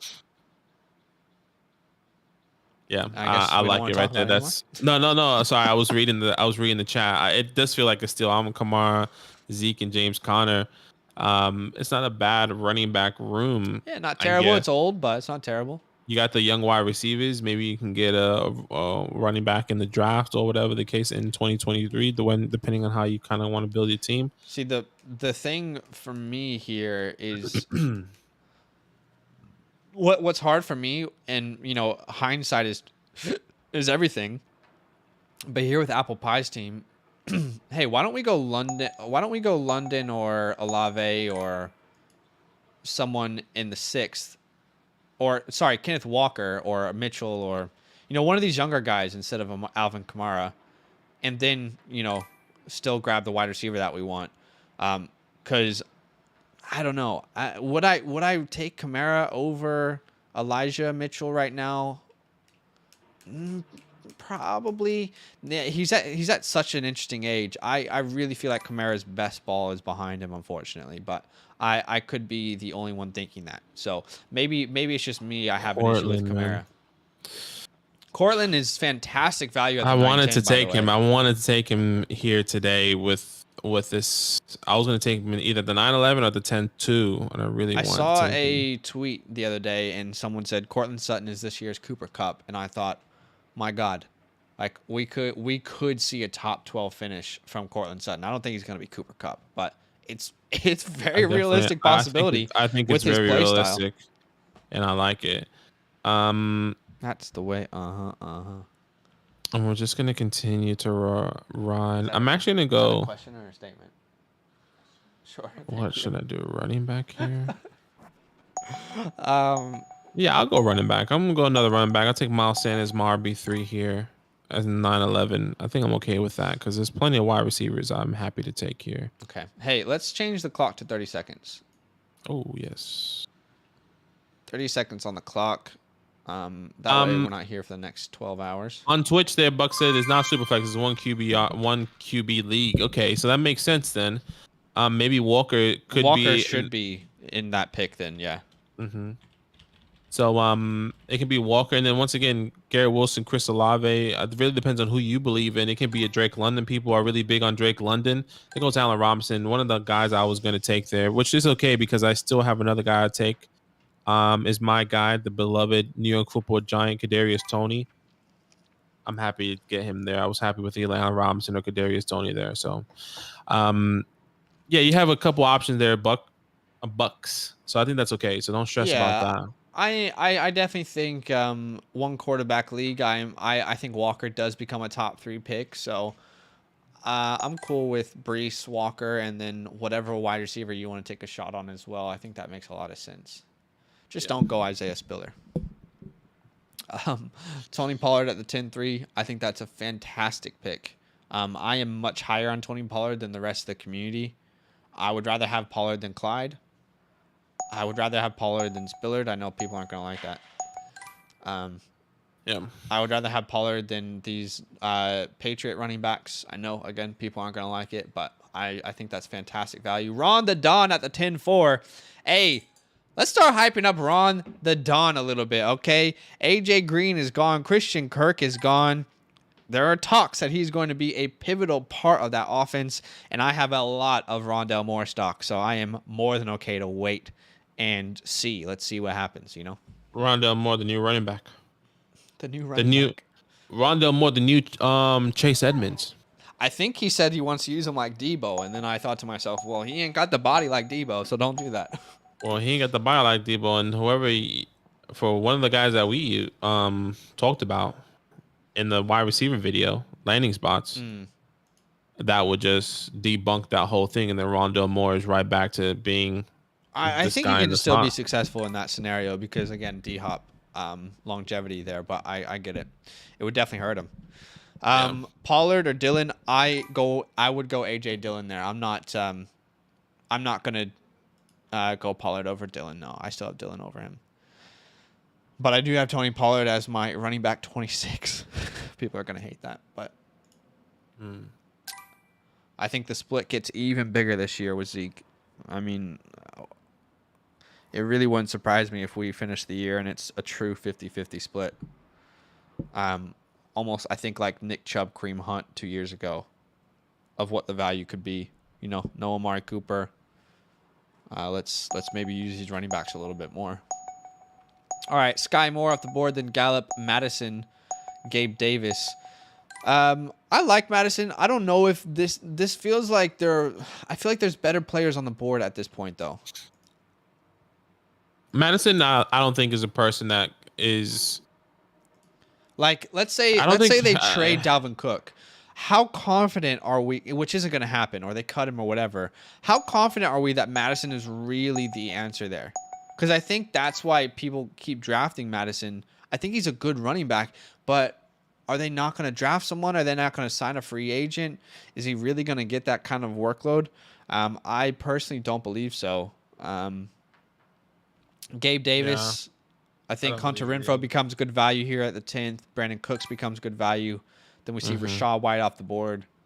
Like, for example, Rachaad White or Alexander Madison. Who are you going to take a shot on at this point in a startup? It has to be Rachaad White. Yeah, I agree. It's tough. Like, I don't think Madison should go this high either. And, I mean, I would take him 14th, 15th round. Just kind of see if I can get my handcuff. It just depends on, I guess, how it falls. Yeah. But like, I don't think he should go in the 10th, and maybe you like Alexander Madison, but you don't even have Dalvin Cook. I get it if you got Dalvin Cook. You know, Juan Dale off the board. Yeah, I get it. Ricky S says if Sky Moore goes to a power offense like Packers or KC, taking him at the 201 is justified, right? I'll be honest, Ricky. If Sky Moore ends up in Kansas City or Green Bay, you're not going to get him at the 201. Yeah, he's definitely going to go a lot higher. 100%. But I think it's fantastic value if you could. These guys, Sky Moore, I mean, now Chris Olave, this talks now, George Pickens, Jahan Dotson, if these guys go to a power offense, it could be in contention for them to go in the top 5, top 6, just really depending on where they go. So just be prepared if you do have a top 5, and be also have to be mentally prepared not to get some of those guys in the early second. I know we've been mocking a lot. Jahan Dotson keeps falling to the 2-1, the 2-2. If he goes to the Chiefs, he's going in the first. You know, like if he's going to the Packers, he's going in the first. So just be ready for that. So Kareem Hunt goes off the board in the 11th round, and he's the RB36. I just think that's really, really good value there. I love that pick. I love the Calvin Ridley pick as well. I feel like he's going to definitely be more valuable next year. If you got the patience to do it. And, you know, again, I'll just revisit the Carson Wentz pick. Maybe you could even advocate the same statement for the Ryan Tannehill pick. How confident are we in Tannehill's future? How confident are we in Wentz's future? And by the way, no quarterback has gone off the board since they've been selected. So maybe your communities will be a little bit different, but there's still quarterbacks on the board I would prefer over those two guys. So this is why we mock. We try different things, and then maybe we adjust going forward. I mean, that, you know what the thing is like, you should never mock and be upset that you didn't like either kill it, or if you look back on your mock and you're like, man, I don't like that. That's fine. That's why we mock. Let's figure out what we can do differently. You know? Yeah. So McBride off the board at the 11th round, then Cole Kmet, Dawson Knox, and now you're on the clock here. Last two picks, Sanders and Tony, and you go Bobby Trees. Yeah, Bobby Trees, I think it's okay. My wide receiver, what, 5 now? Mm-hmm. That's okay. Some good upside there with Roberto Woods, a guy that I absolutely love. Now wide receiver 2 there. Hey, we'll see. I mean, maybe he's still there after Derrick Henry takes a walk or whatever the case may be, and then it's truly a completely different offense. You just never know. But Jay Stump says, I offered the 107 and Waller for the 103 in a 1-quarterback league. This little ass kid I offered it to, long leg Mustang, is ghosting me. How do I go about forcing him to accept the trade? By any means necessary? Hey, man, do what you got to do. Do what you got to do. Ryan, you took both of the picks that I had on my queue. I was either going to take Davis Mills and Ronald Jones there. Yeah, Rojo's a fantastic pick in the 12th round. I was going to take one of those too, man. I didn't think he's got a year to revive his career. Maybe get a 2-year contract after this one. I actually don't know who to take now. I'm realizing that our faces are covering the entire draft board. I'm just gonna take Daniel Jones in my RB3. F it. Is he an RB now? RB3. RB3 Daniel Jones. RB3 Daniel Jones. Take him. Put him in the backfield. Who needs Saquon? Honestly, who needs Saquon? Oh man, hey, I said it before and I'll say it again. I mean, I said this to Zach privately. I doubt that this will happen. What if the Giants take Malik at 5? I say it. I know this is my Giants moment. I have to always talk about the Giants. I will. I'm a Giants fan. That's okay. I like to talk about them. What if? Yeah. I'm not saying I want them to do that. I'm just saying what if. I'm telling the community, not you. You already heard it. Just what if? Yeah. Do we like that? Do I want that to happen? I don't know. I'd rather bank on the 2023 draft class. But hey, don't be surprised. Will I be upset? I don't know how I'll feel if that were to happen. Yeah, I mean, if it does happen, you pretty much take yourself out of the running for 2023. 100%. I don't think it happens, but I could be wrong. There's too many needs for you guys to try another quarterback already. I know. He's just gonna fail if he comes in without you addressing other needs. Well, yeah. Do we take Malik and take Icky and Malik? Do we take Malik and Icky, Malik and Cross, Malik and O'Neal? However the board falls, or O'Neal or Malik. Not saying that's gonna happen, and those guys are gonna fall to the 7th. Just very interesting. Just a thought process. Bye, apple pie. You guys hate MT, but yeah, insane. Hey, I mean, the 12th round, take a shot for sure. I'm not upset by that pick. I just don't want him in Dynasty. People take, apple pie. People taking him as high as the 7th, the 8th round before. You telling me you're gonna take Michael Thomas in the 7th or 8th round? I don't know if I can do that. Maybe you would. That's okay. You can do that. We not if you guys don't know, we guys aren't. Not that we aren't Michael Thomas believers. I think liked him when he was in his prime. Anti Michael Thomas field. Yeah, it's like he's past his prime now. He's pretty much missed a year and a half of football. That injury that he had is actually pretty intense. If you go look it up and to understand that injury, it's actually pretty bad. And his quarterback is Jameis Winston, which is okay. Like, he's made people fantasy relevant, but I think this team is moving on.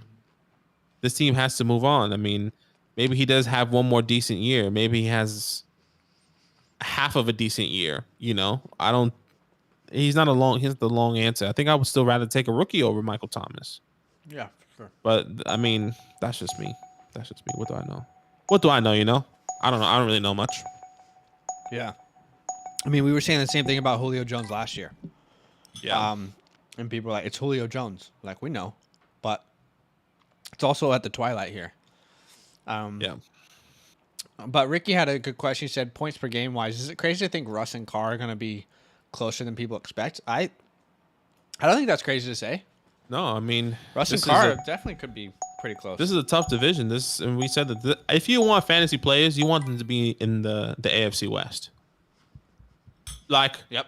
The expectation is that every single game is going to be a shootout.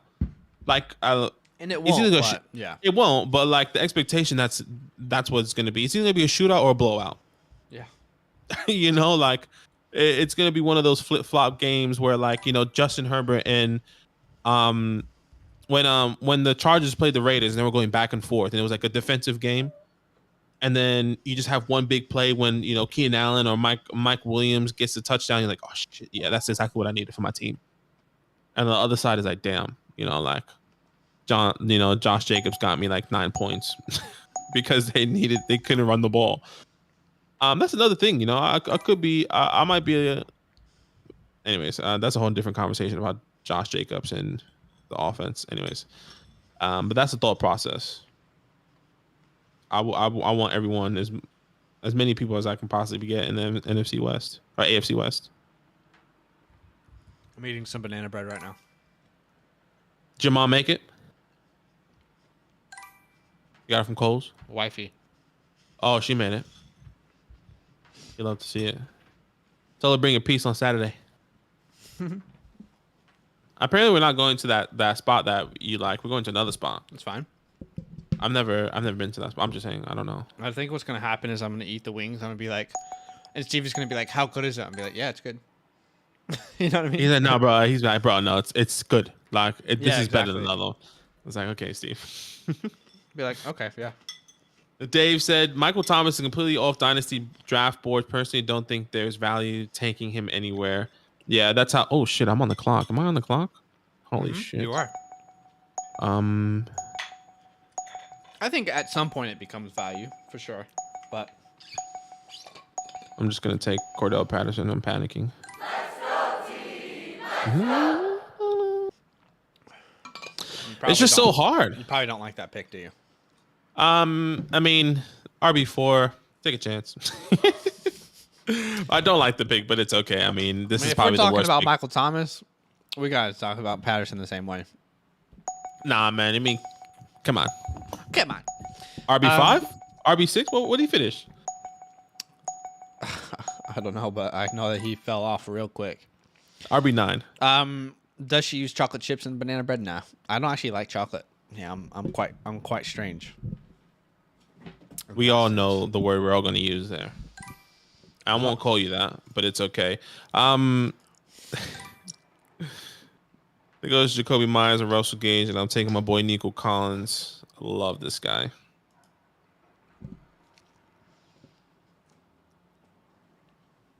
You know that that page that Which you page? and the I don't want to say. Hold on. Let me just double check. What page? The support group. Yeah. They keep denying me. Yeah. They don't think you need support, bro. Tweet just came out. Numerous teams interested in Tyrann Mathieu, including Cowboys, Colts, Saints, Broncos, Eagles, Ravens, Steelers, Raiders, and Dolphins. Excuse me. Just what you can. So from that list, where do we want Tyrann to go to? I think I feel like the he'll Ravens go, feel like the best fit. That's exactly what I was saying. I think he's going to go Ravens. Even Dolphins now. Dolphins feel like a contending team. A team that can definitely go out. He can go win some games. I think Ravens, Dolphins. I don't think he'll go Steelers and Broncos. So my top three: Ravens, Dolphins, Broncos. Yeah. He would want to go over there and probably play against his old team, the Chiefs, with Russ now. Why not? Raven, he has Lamar. there might be some of that in there where he wants to face his old team for sure. Dave says, of all the things that has said, I don't like chocolate is the most sus. What world are we living in? I can't get behind chocolate, man. I don't. I eat it and I'm like, this isn't why is this nice? What type of what? Let me ask you this question: what type of what makes chocolate good to you? Like, is there any chocolate in the world that can be like, you know what? Hey, I I can eat a Snickers. I can eat a Butterfingers. I can have like a Hershey's Kiss. Okay, Butterfingers, that shit's fire. I don't even like chocolate. Um, but white chocolate I like. I do like white chocolate. So for example, I mean, American chocolate tastes like absolute dog poop anyway. Australian chocolate is so much better. Do you like dairy But milk? The dairy milk from there's Coles? a yeah, nah, it's okay. I feel like there's a chocolate bar here called Milky Bar. Uh-huh, yeah. I like the Milky Bar here, which is white chocolate. But like in America, you're gonna get like the Hershey's white chocolate, and it just tastes like it just tastes stale almost. I don't know. Do you know what I mean? You haven't been back to America for a while, but the chocolate in No. America, it just tastes like it's just like something's wrong with this chocolate. Do you know what I mean? The milk chocolate that we have here in Australia is great. Yeah. I know that for sure. What kind of monster doesn't like chocolate? Oh my god, you guys are funny. I'm a psychopath. Kyle, you're not wrong. He said you might want to bring that up with your doctor. You might want to consult your doctor on that one. You might want to consult your doctor. Yeah, do you like chocolate milk? That's a good question by quote. No, do you like chocolate milk? I don't like chocolate milk. I don't understand it. I don't understand it. See, and Jasmine, she said white chocolate is not actually chocolate. It doesn't have cocoa. So I don't like chocolate technically. White chocolate, I'm a fraud. I'm an absolute fraud. You're more than that, tell you that much. Yeah. We should do draft grades here soon. Start it off. I'll start us off here. I'll let people know that we're doing draft grades. I don't want to get high. Please give me high. Yeah, this is the last round, by the way, round 15 here. And for everyone who wants to know players that we think are values from round 15 onwards, we just released a video today on our YouTube page. You can go check that out. So, you probably don't trust me anymore now that you've learned that I don't like chocolate, but I'm going to go ahead and give you my opinion on some of these teams. And again, that is what it is. It is an opinion. So you can agree or disagree, but we're going to give our thoughts, our grades. It's not black and white here. So, all right, let's go ahead and end this draft. All right, so Josh Allen, Aaron Rodgers, Desmond Ridder. My camera's in the way. So I like that quarterback room. That's a good quarterback room. I am super hesitant on drafting Rodgers. I don't there's just part of me that just is unsure of drafting Rodgers because that contract feels like a year-by-year deal. It's risky, but love the room. Our wide receivers, DK Metcalf, T. Higgins, Jameson Williams, George Pickens, Wandale, Alec Pierce in the 14th. How did Alec Pierce fall to the 14th? Y'all messed up, okay? Y'all done messed up. Fantastic value. Love the wide receiver room. Running backs, David Montgomery, Michael Carter, Rachaad White. Who's that? Kyron Williams? Is that Kyron Williams?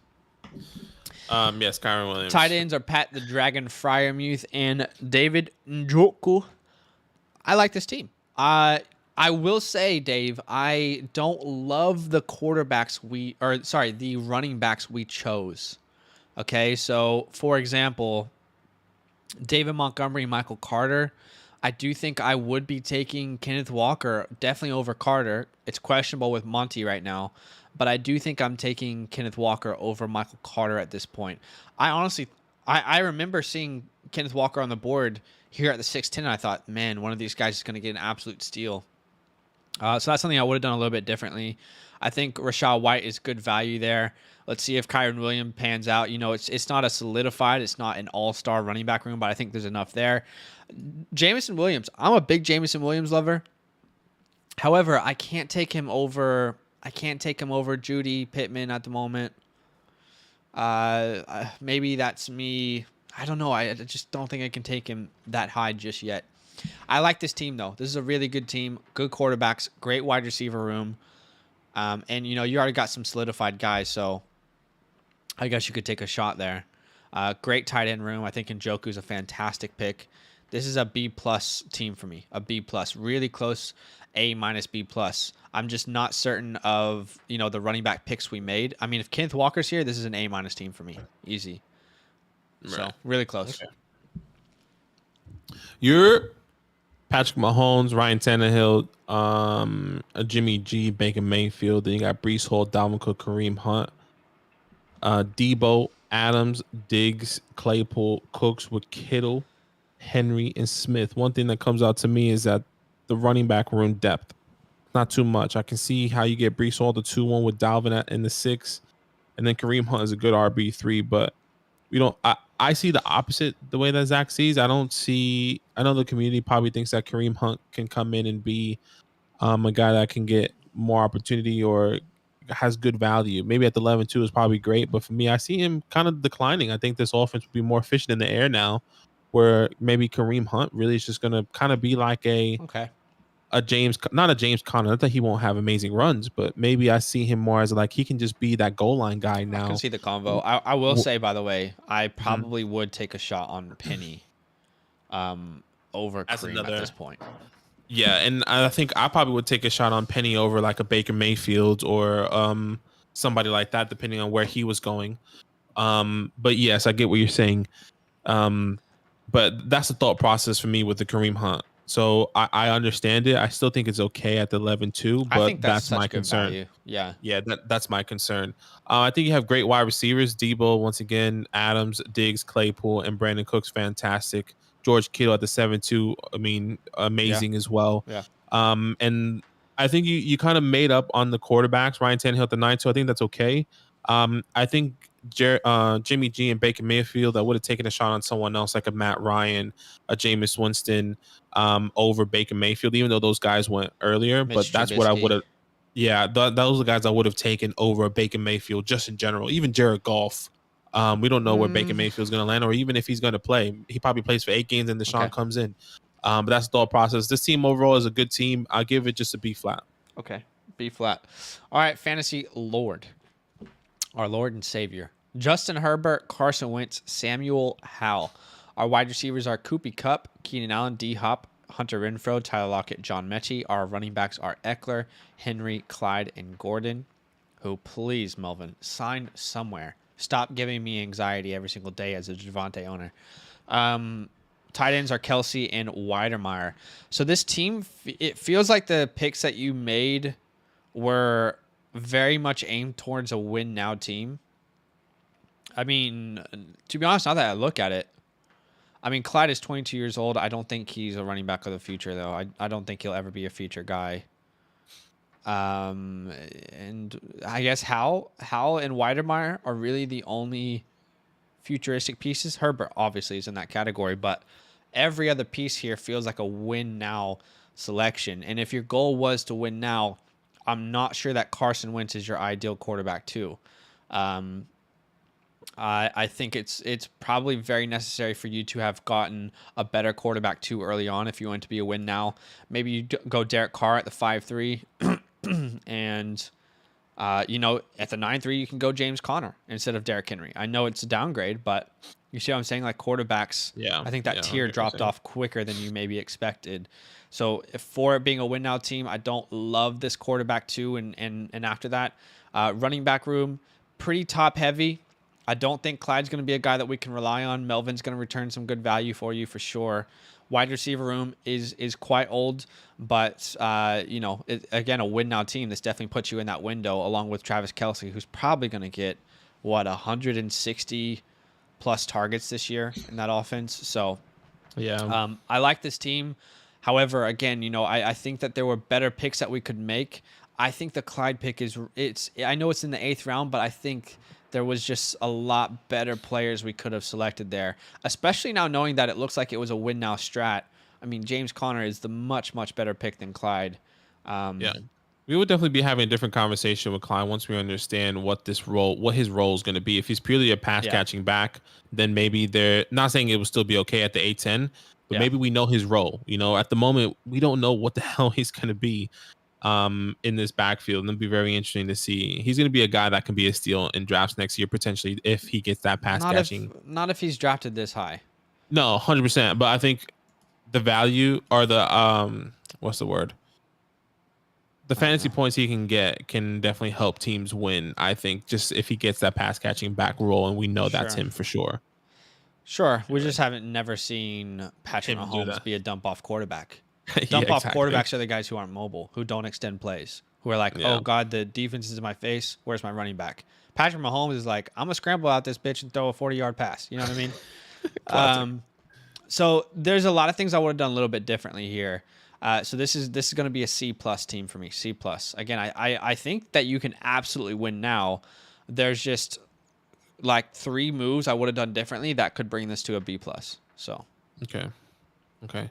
Hunter, Joe Burrow, Matthew Stafford here with Mitch Trubisky. Fantastic quarterback room. Joe Moneybag Mixon, Josh Jacobs, Elijah Mitchell, and Zamir White. I like this room as well. I love all these 3 running backs, and Zamir White if he falls to a good spot. Absolutely. Your wide receivers: Amari Cooper, Christian Watson, Gabriel Davis, Calvin Ridley, Laviska Shenault. For me, I think it's where Christian Watson where it falls off. I would have taken a chance on Chase Claypool, or Mike Williams, or Cortland Sutton. Even there, maybe that feels a little bit too early, but I probably would have taken a shot on him there over Christian Watson. As much as I love Christian Watson, I am not taking him here. I Chris want more. Sims has him as his wide receiver 2 or 3. Yeah, Did you yeah, see he did. that? Yeah, I did. Crazy. Once again, I love Christian Watson. I want to take him, but I think in the wide receiver room where you only have Amari Cooper Right. and Terry, my wide receiver 3, I want options. So once again, a Claypool, a Mike Williams, a Cortland Sutton, I'm okay with, because I think Christian Watson probably would have fell to you more where Sky Moore, Jahan Dotson went. They went in the 10th round. I like Gabriel Davis, Calvin Ridley. I understand why people pick him. You pick him and you let him sit for a year. I think I'm just gonna completely avoid him in general. I see why people would like him, but as a Calvin Ridley owner, as somebody that is drafting, I would just take a chance. And so, like, that's where I would have taken Christian Watson if he would have been available there. I would have taken a Christian Kirk there, a Robert Woods there. But that's also hard because Calvin Ridley is still in our eyes, still very young, and is tremendous talent. Dalton Schultz and Noah Fant. I love these tight ends. Noah Fant in Seattle now, and Dalton Schultz tag. This is a good team. That's the only downfall for me is the wide receivers. I give it a B plus though. B Okay. plus, B flat even. I feel comfortable there. All right. Speedy. We got Kyler Murray, Kirk Cousins, Carson Strong. I like the room. And Kirk Cousins at 6'8" feels like great value. Man, you just missed out on Mac. That would have been awesome. Jalen Waddle, Tyreek Hill, Deontay Johnson, Darnell Mooney. We've got okay. So this is interesting. We've got 4 wide receivers. That's it, and 2 of them are on Miami. So this is. I wonder if that's okay. This is not the ideal wide receiver room here in my eyes. I would much rather spread my seeds in different areas. You okay? Spreading seeds. What the hell? You want your baby happy, aren't you? You trying to have a kid? No, God, no. I think there needs to be at least 5 to 6 wide receivers on this squad. There are a ton of running backs. Yeah, there needs to be more wide receivers here, and you need to have different. Yeah. So that's definitely going to hurt you to start your league with 4 wide receivers. Our running backs are Chubb, Dillon, Madison, Penny, Singletary, Herbert. Good, strong running back room. You definitely have some depth and some strength there. I mean, how about Madison, though? I mean, we don't need Alexander Madison. What if that pick is a Gabe Davis? What if that pick is a Brandon Cooks? Let's kind of help that wide receiver room out a little bit. Yeah. Mm-hmm. Goddard and Ertz, good, strong tight ends. So I like this team. I really do like this team. Mm-hmm. Wide receiver room is going to be the weak spot for me. This is a B flat team. Okay. Team 6, Lamar Jackson, Marvin Jones, Jared Goff, good wide receiver, good quarterback room, excuse me. Then AJ Brown, Elijah Moore, I absolutely love. Mike Williams, Michael Gallup, Shakira, and OBJ. I like this wide receiver room as well. AJ Brown, Elijah Moore. I mean, has anyone seen the video where AJ Brown was sobbing when Elijah Moore got drafted and said, I am good because of you? Go watch it.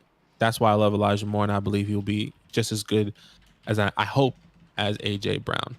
Anyways, I like Mike Williams, Michael Gallup, fantastic. You know how I love Shakira. Running back Saquon Barkley, Kenneth Walker, Isaiah Spiller, Chase Edmonds. Okay, so we're not big believers in Isaiah Spiller. Maybe this is just hard. It's hard not to not see that. Um, I would have taken a chance on Dylan. I would have taken a chance on a James Conner, a Ramondre Stevenson, um, Miles Sanders. I know those guys. All those guys went later than Isaiah Spiller. Even if you wanted to go wide receiver there, take a chance on a Claypool.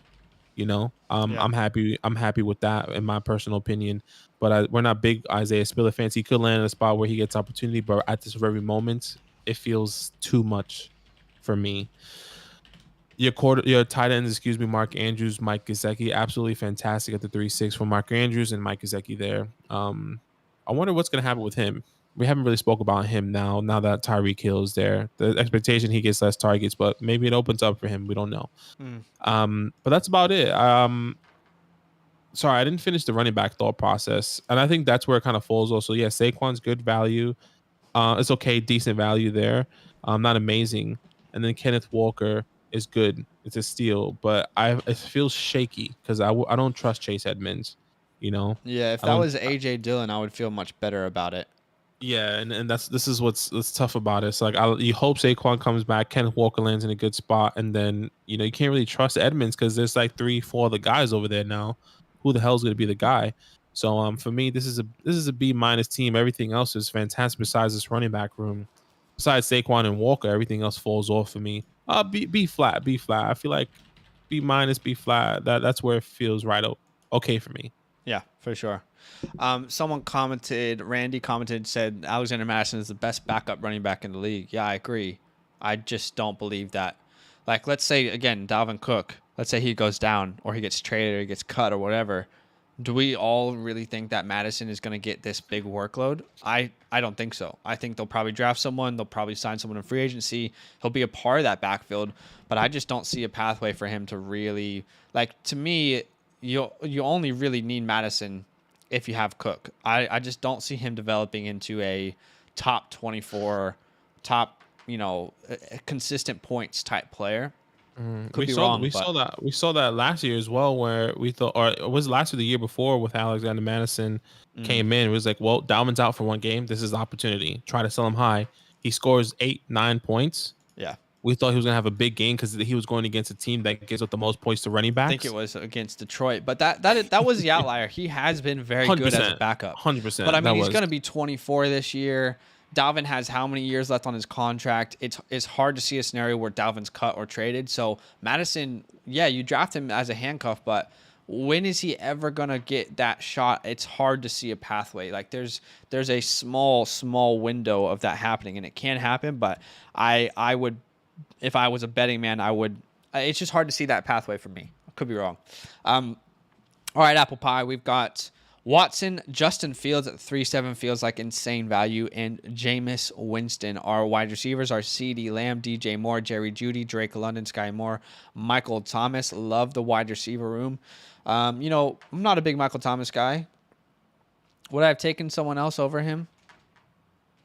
Hard to say. Really hard to say. At that point in the 12th round, take a shot, sure.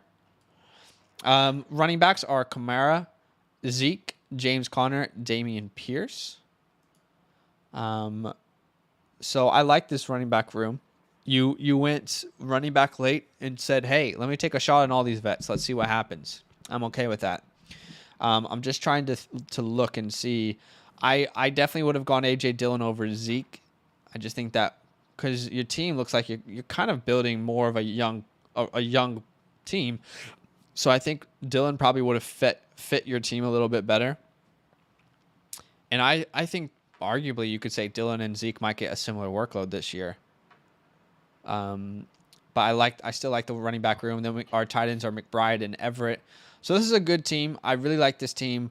Strong quarterbacks. I mean, again, if I could start any of my drafts, Watson, Lamb, Fields, my first 3 picks, I would start every draft that way if I could. I think that's fantastic. Like that really, really set you up. Solid foundation there. Love the wide receivers. Love the quarterbacks. I love Trey McBride. So this is a good team. This is an A- team for me. This is an A- team. Okay. LL Mustang, Jamar Chase, Michael Pittman, Chris Olave, Brandon Ayuk, Jahan Dotson, and KJ Osborne. I like the wide receiver room. I love the Chris Olave pick there. Makes sense. Brandon Ayuk, it's good. Ayuk. You can. Hold on, Ellen, text me. Can you send this to him? Yeah. Najee Harris. Then it goes down to Ramondre Stevenson, Jerome Ford, James Cook, Brian Robinson. This is a downfall here. Because this is where you had the opportunity to get a lot of good running backs. It just didn't happen. Maybe because it was the panic of the quarterback room. But the running back room, as much as I believe in Ford and Cooks, where are they going to go? Are they going to be an RB2? What's going to happen? We just don't know. And Ramondre Stevenson, as much as I love him, I think he will be more of like a 60-40, maybe even 50-50, who could get an opportunity, but we'll have to wait and see. So that's a downfall here on this team. Trevor Lawrence, Malik Willis, Kenny Pickett are the people here. You went with the young quarterbacks, and that's okay with Trevor Lawrence and Malik and Pickett. Man, do you go? I would have taken a chance on Carr, Zach Wilson, Marvin Jones, Mac Jones, excuse me, over Malik. I mean, would you have done that? This is a conversation I keep trying to I keep battling with this conversation in my head. I am gonna be Malik over Mac Jones.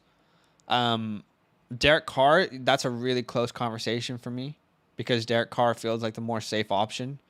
But like I said, I think Malik is the ultimate what's gonna happen pick in the first 4 or 5 rounds because this time next year, Malik could be being drafted as a top 7 guy in this category if he really pans out. But because of his mobility and stuff, he could also be a bust. So it's truly the biggest what if. It's hard because I see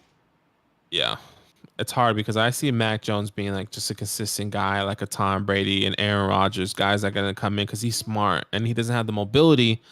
It's a tough one for me. Yeah, we talked about this recently on our trades video. And, it's so tough. If you actually look at points per game, so Mac Jones finishes the quarterback 18, but if you actually look at points per game, he was 29th. So I think he's a fantastic quarterback, and I think put more weapons around him, he's going to be better for fantasy. I still like him, but I do think Malik, I would definitely take a shot over. Like right now, send me a trade offer for the 101 or Mac Jones. Easy, I'll take the 101 and 101, 102. I'll take Malik over Mac. Right. Okay. And then you have Cole Kmet there. Look, this team is okay. There's so many question marks on this team. It feels like for me that I don't know how to really grade this.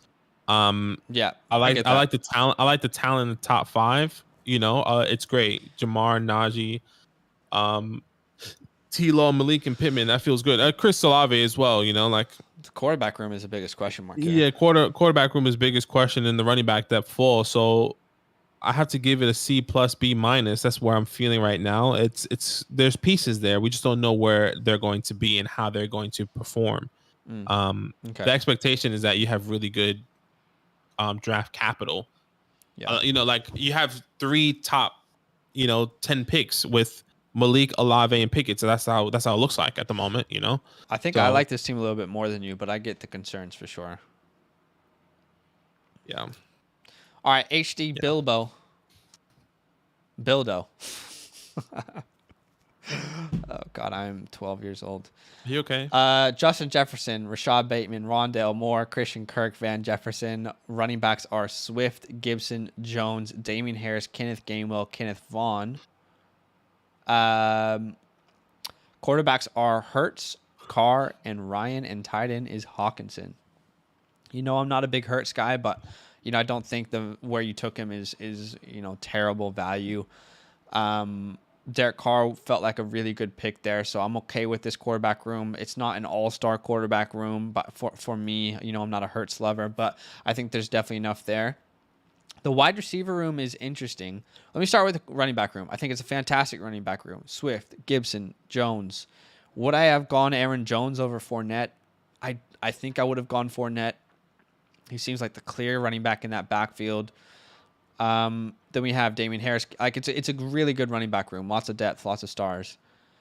Love Hawkinson. So then I look at the wide receivers, and Rashad Bateman is one of those wide receivers I really do want as a wide receiver 4 on my team. Like someone I really believe in. I really believe in that upside, but I don't want to bet. Like he is for sure in your lineup at that point if you're drafting him as your wide receiver 2. And as much as I love Rondale Moore, I'm not so certain I would take him over Dotson or Sky. But that is too early to say. So I do love the upside of Rondale. I think Kirk's pretty good value at the 11-9, honestly, just with the target share that he's probably going to get. So there's enough there, but the wide receiver room is definitely lacking for me. But you're pretty strong everywhere else. I'm going to give this this is a B flat team, You guys know how much value I place on wide receivers, so. Yeah. Bloke. What's up, mate? Trey Lance, Zach Wilson, Matt Corral, decent. Kyle Pitts at the 2-3. We'll get to that soon. CMC, Cam Akers, Tony Pollard, James Robinson. Then your wide receivers are Treylon Burks, Juju Smith, Cortland Sutton, David Bell, Adam Thielen, and Justin Ross. Look, I'm pretty sure your first time drafting with this. It's not that I don't believe in Kyle Pitts. I don't know if I want to take him at the 2-3. I love it. I love it. Yeah, and Zach loves it. I would take a chance on taking a Fire Muth at the 9-1, a Darren Waller at the 8-2, a Dallas Goedert, a Dalton Schultz. Once again, I completely agree. Kyle Pitts, generational talent. He's a guy, but you could have had Swift. You could have had Jalen Waddle. You could have had AJ Brown. You could have had I don't know. I see both sides. Right. I still would rather take a wide receiver, or even a second quarterback. You can even have Matthew Stafford there potentially if you really wanted to. That's how I see it. I do like Kyle Pitts. I don't like where you took him. I love it. But it makes sense. Then you go to your running back room. CMC, Cam Akers, Tony Pollard, James Robinson is decent. I don't mind that. I'm a Cam Akers believer.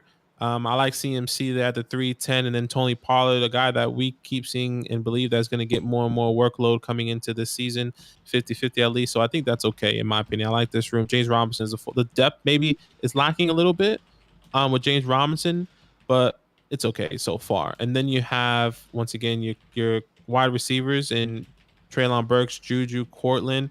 I think that's okay. Treylon Burks being your wide receiver 1 with Cortland Sutton, our wide receiver 2, hypothetically, or Juju with your wide receiver 2 with Patrick Mahomes. So I do like the wide receiver room, and then the tight end and Dawson Knox at there in the bottom. The team overall is decent. I'm not in love with it. I see why it's good. I see how it can win, but I also see how it's futuristic. I can see how everything works out with Kyle Pitts and Trey Lance. I give this team a B flat for me. Okay. All right, B flat. All right. I like it. It's tough. It's just the Kyle Pitts. I just can't get my head around. I don't know. Like I see it. You guys are not seeing the future. Come on. I'm seeing the future. I'm seeing the future in Jalen Waddle. I'm seeing the future in Matthew Stafford. I'm seeing the future in AJ Brown over Kyle Pitts. But I get it. I get the tight end position is it's so tough. All right, Ryan. You got Russell Wilson, Tom Brady, Davis Mills. The running backs are Javonte Williams, J.K. Dobbins, Travis Etienne, Ronald Jones. I mean, that's a fantastic running back room. That is beautiful in my eyes. Let's look at the wide receivers. We got Garrett Wilson, Devonta Smith, Mike Evans, Allen Robinson, Jacoby Myers, Russell Gage. I think you did a really good job of. Okay, so let me rephrase. Garrett Wilson or Chris Godwin. I personally would be going Chris Godwin over Garrett Wilson. But I guess my first wide receiver, I don't want it to be a rookie. Like I really want to like have at least some sort of knowledge of who my wide receiver 1's going to be. And while I like Wilson, there's also a chance that he's not as good as we currently think he could be. Do you know what I mean? So I just don't want my first wide receiver to be a rookie. So I would feel much better about this team if it was Godwin, Smith, Evans. But then again, you wouldn't really want to have Evans on that same team. So maybe that looks a little different, but I still think it's a good wide receiver room. I mean, Allen Robinson in the 9th is really good value. Russell Gage looks like he could be great value. Mike Evans, probably good value where you got him. Devonta Smith, I still like Devonta Smith. I still believe in his future. So it's a good wide receiver room. And I think you did good with the picks that you made. Tom Brady in the 8th. Is it too early? Who knows? I mean, look, to be honest, based off of your team, I guess this team could I contend. think Yeah, it could I think contend. that's Sure, sure. okay. Yeah. I think Tom Brady there, that's okay. Because you got, as long as you solidify that QB3, you have to get him. Like Davis Yeah. Mills, I think that's great. Sure. Like Yeah. is he the long term answer? Probably not. But the expectation is that you can now sell Tom Brady Yeah. later on in drafts, because it's Tom Brady. People are gonna be like, well, he's going good, he's gonna continue going. You can get him for a first, you can get him I'll, for a first and some other stuff. So I sure. think it's okay. It could be a I strat. will say Albert O feels a little too early there at the 10-1. I'm not. I think Albert's going to be good, but I am still hesitant. I mean, there are so many mouths to feed there. Mm, So I am not in love with this tight end room. Even Bobby Tonyan, like I would much rather take a shot on someone else there. I know it's a 15th round pick, but I just don't feel comfortable with these being my only tight ends. But I do like this team. I mean, maybe instead of Jacoby Myers or Russell Gage, you grab a different tight end, to try and help you out. I think it's a good team. The wide receiver room is a little bit shaky for me. This is a really, really good team. What's going to happen with Brady? There's a couple questions that I have. Again, if Godwin is there, I think I can move this to an A-. But I just don't want my first wide receiver having that amount of unknowns. So I'm right. gonna give this a B plus because I really do think it's a good team, but it's not a material for me. And I don't know, did you give anyone an A? Because I gave No, team you gave 7. somebody. Yeah, you gave somebody an A, so we can give them mock drafter of the night if All you right, want. shout out to FF Apple Pie. You are our mock drafter of the night. Yeah, honestly, if I look at every team and I ask myself, what team would I prefer to start a league with? I do think Apple Pie is the team I would prefer to start a league with. If I look at every team, I think he did really well. Everyone did pretty good. There wasn't really any drafts I can point to and be like, yeah, that was terrible. So there's a couple questions in the chat. We'll try and catch up here. I see AJ Pena says, hey folks, what do you guys think giving Sanders and the 107 for Jacobs, his team? The team that has him is bad with running back depth, so I need to give something, and I'm missing a solid long-term running back too. I think that's an overpay though. I think it is an overpay. I think you can just give the 107 for Jacobs if I'm not. I think that's good value. I'll say this: it's an even price. The Miles Sanders side and the 107 is getting a lot more value than the Josh Jacobs side, even though I think Josh Jacobs is by far the better running back than Miles Sanders. Maybe Miles Sanders in the mid-second, if that kind of feels a little bit better potentially. And Miles for Jacobs feels like a better trade, but I think that's an overpay for Josh Jacobs, even though I do love Josh Jacobs. Yeah, I think something like that can be okay. But Ricky says if McDaniel models the Raiders offense close to what New England was doing, there's going to be fat committee. So Jacobs won't be getting the same amount of touches as previous seasons. We'll find out, won't we? Muck there's so many different ways. Mind giving quick thoughts here. Justin Jefferson for Waddle in a late 23 first. Team is retooling. I'm very torn. Any words are appreciated. That's a really difficult one there. I do love Jalen Waddle. Justin Jefferson, though, is in that tier 1 with literally just Jamar Chase by his side. And the thing is, I don't know what side you're getting, but it's whenever someone sends us, whether it's on, the fantasy hotline or whatever it is, if people ask a question, they're like, well, this is probably going to be a late first. Well, people change strategies midseason like that. You can't really predict where a first round pick is going to go. Do you know what I'm saying? Like, I feel like it's hard to really say that that's a late first, because what if the team who has this first, there's a bunch of injuries that happen, and then it ends up being a top 4 pick in the class. So it's really hard to know because we don't actually know where that pick is going to be. But I know it sounds crazy because I do love Waddle. I'm going to stick with Justin Jefferson personally. I'm going to stick with what I know. I'm going to take Waddle in the first, even if it's it's too many unknowns. I know 100% in my heart what Justin Jefferson is. He is a true tier 1 guy with Chase. Yeah.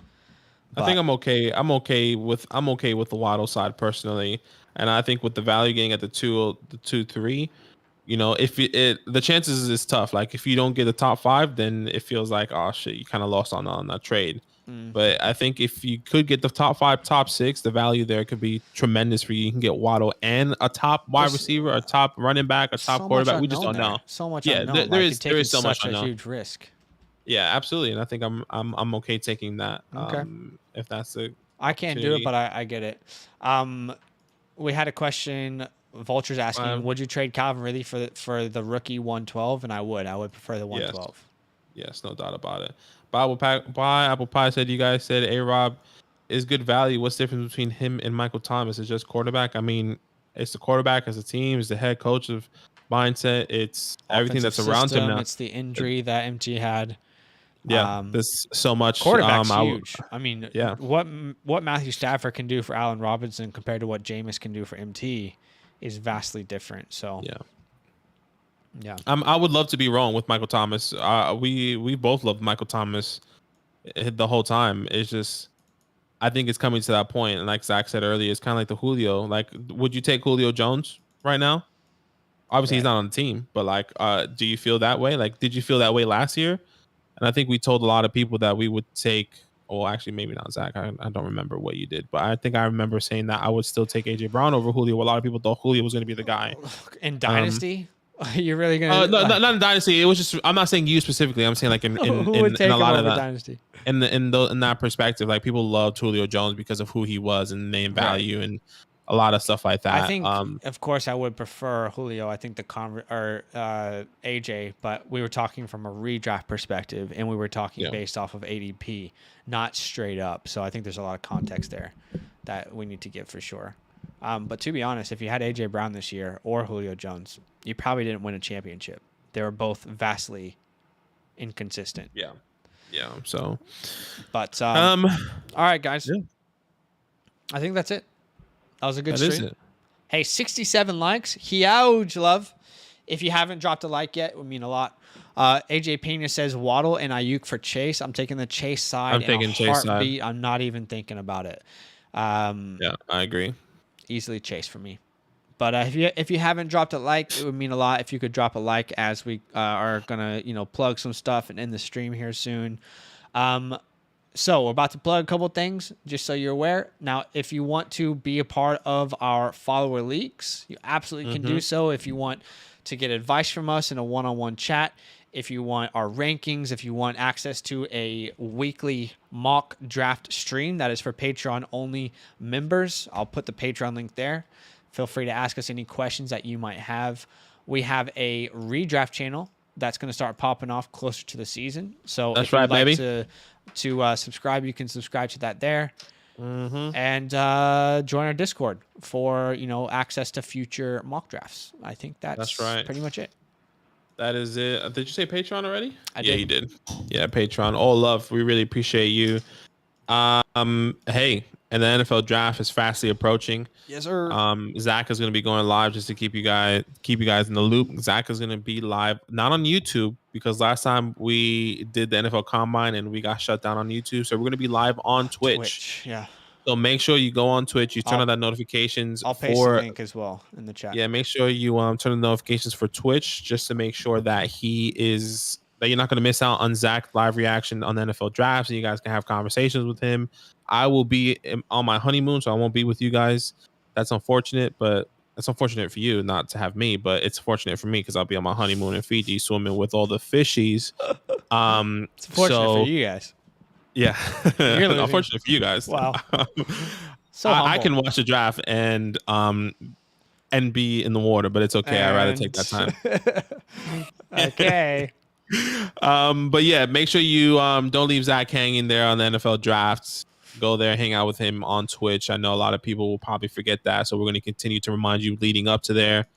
But follow us on Twitch and turn on notifications so you do not forget about the NFL draft. Yes, sir. Ton of content coming out this weekend. I'm really excited for these landing spot videos and reality checks and seeing how you guys like it. So I'd love to hear your thoughts on it.